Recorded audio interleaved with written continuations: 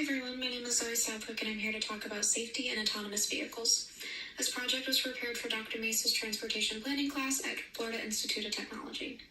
There are several articles referenced in this report, and all articles are found using Google Scholar as a database.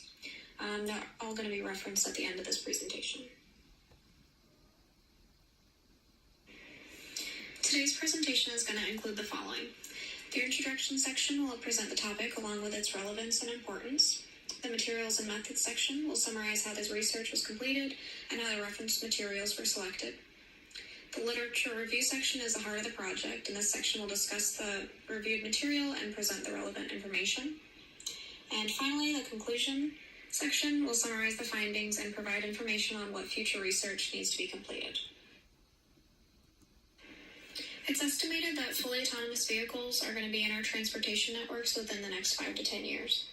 A lot of people are scared of this idea because they think that these vehicles are completely unsafe.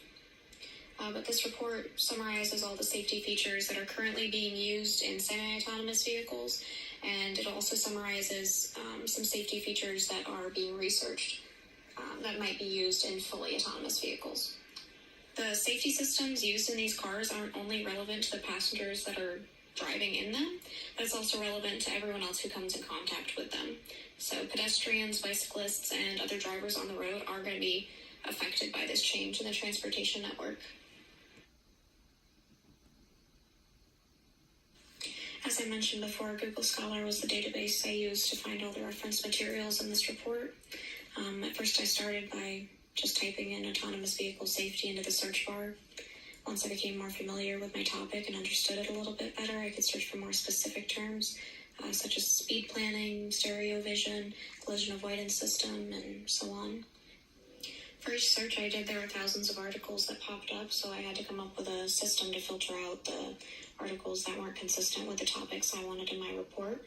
The first step was to obviously read the titles to see if they aligned with what I needed in my paper or if they didn't.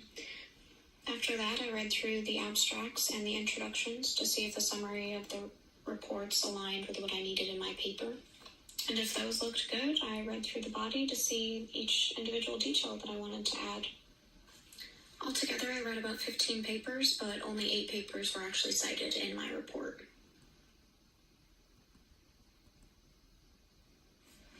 When talking about the safety of these cars, it's important to consider the interactions with them and pedestrians, cyclists, and other drivers on the road. It's also important to consider the system malfunctions that could happen. When a driver normally approaches a crosswalk, the driver and pedestrian communicate their intentions through eye contact or gestures. But when a machine is driving itself, those signals clearly will not happen. Instead, these cars have motion-based detection or stereo vision.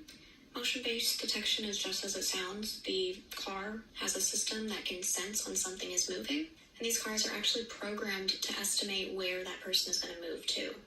So if these vehicles are trying to turn right and they sense that a person's about to cross a crosswalk, they'll make sure to yield for the pedestrian or bicyclist that's in the way. In the same way that they sense a pedestrian's movement or a cyclist's movement, these cars can actually predict the way an adjacent vehicle is going to move. They can sense how fast the vehicle is moving, the rate at which it's accelerating, the angle at which it's turning. So these vehicles can actually sense when an accident is about to happen, way before a human reaction would happen. The POMPD speed planning feature allows the autonomous vehicle to slow down or speed up based on what other vehicles around it are doing. It'll also slow down the car if the vehicle senses that an accident is about to happen, either with that car or with the 2 other cars adjacent to it. Imminent unavoidable harm is another feature that's going to have to be programmed into these vehicles. This idea is basically that in a situation where a crash is going to happen, these vehicles will choose the best case scenario. So say you have a group of pedestrians on your right, you have a school bus on your left, and you have a vehicle coming straight at you head-on, full speed.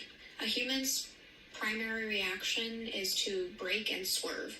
So the human would either swerve into the pedestrians or swerve into the school bus, whereas the autonomous vehicle would calculate how many people are going to die in each scenario and choose the scenario where the least amount of people die. This is probably one of the biggest issues people have with autonomous vehicles because it doesn't have a moral compass as humans do. Humans like to think that there's a scenario where everyone can get out alive, but this autonomous vehicle would choose to kill the passenger in the car and the car coming straight on rather than sacrificing or taking a chance that everyone could live. So the last thing that people will worry about when it comes to safety of these vehicles is actual system malfunctions.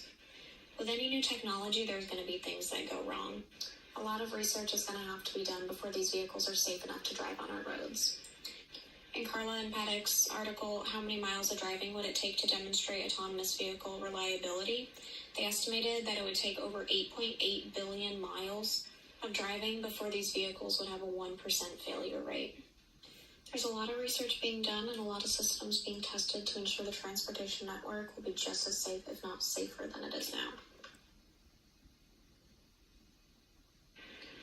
This paper reviews the safety features in autonomous vehicles that are currently being researched.